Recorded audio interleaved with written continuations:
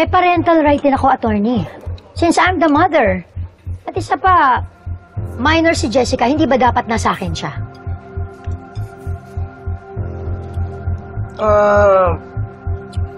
Waiter. Excuse me. Can I have one more slice of carrot cake, please? Yeah, yes, sir. Thank you.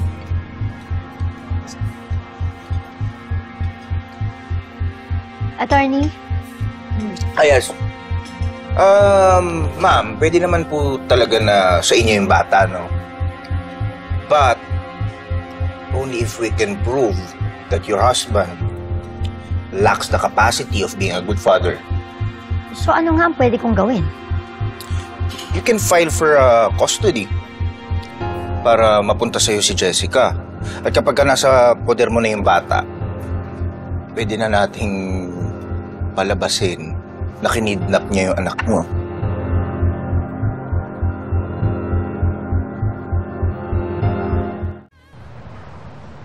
Safe na si Andrea. Si paring Abel na daw bahala sa kanya. At least, si Kuya Jeff po alam natin na kay Ate Daisy. Hindi na po natin kailangan mag-alala. Yun ang importante eh. Pagpalamig mo na sila.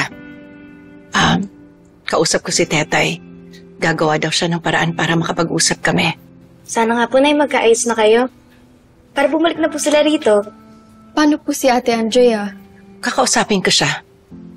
Pero, siguro wag mo na ngayon.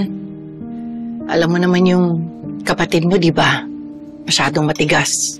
Kailangan niya ng panahon para makapag-isip-isip. Mag-uusap din naman kami. Hindi ko rin matitiis yung mga kapatid niyo. Mahal na mahal ko sila. Ate, nakatanggap ako ng text galing kay Jeff. Ano? Pinapaimpake yung mga natitirang gamit ni Andrea. Gagawin ko po ba?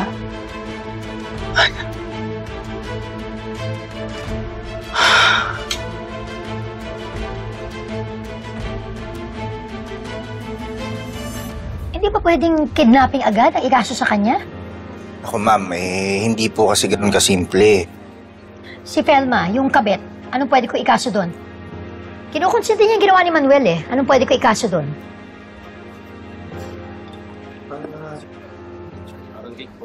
Thank you.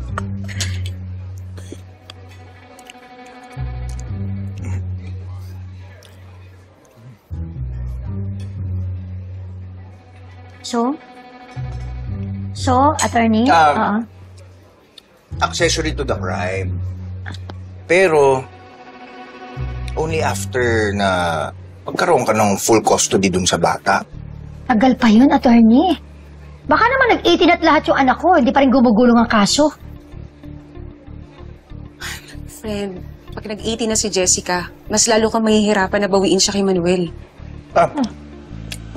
Ma'am.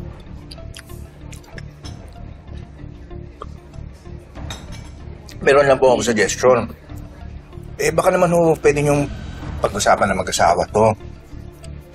Kasi kami po, we advocate na buo yung pamilya. Kaysa naman po sa magkakahiwalay. Attorney, yun nga ang gusto ko. Kaya tulungan mo ko. Tulungan mo kung mabawi ko ang mag-ama ko.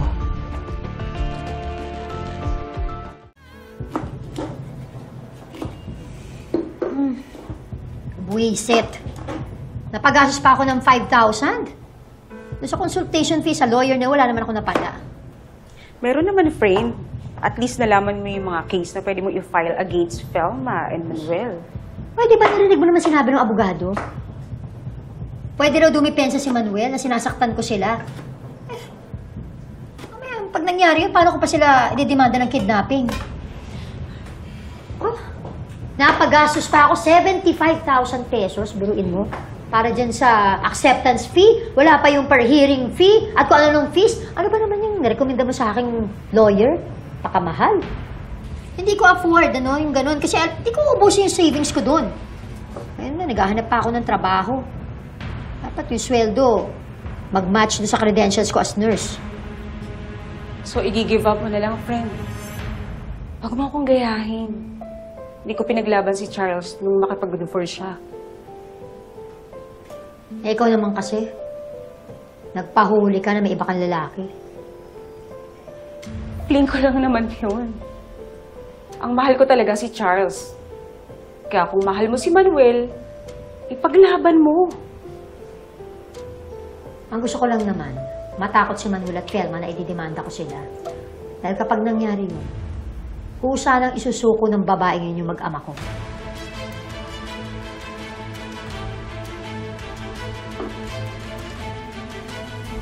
Gusto mo ba mag-milk tea? Kasi merong coffee shop na malapit dito and super sarap ng mga milk teas nila. Sige, ate. Mami, anong ginagawa niyo dito? Kakausapin ka lang namin. Siguro mas maganda doon na tayo sa van mag-usap. Pwede ba kalimutan muna natin yung issue natin kay nanay? Yung paninira ng Hazel na yung atupagin natin ngayon? Okay, fine. Sa next na live nitong Carla Talakera na to at nung Hazel na yun, ibubulgar ko sa comment section kung anong kagaguhan ang ginawa ng asawa niya sa pamilya natin. Masasaktan na lalo si nanay. Ano, sasaktan mo siya? Eh, kung yun ang kailangan eh. Andrea, sinasabi ko sa'yo, kung makakalaban mo, mawawalan ka ng kuya.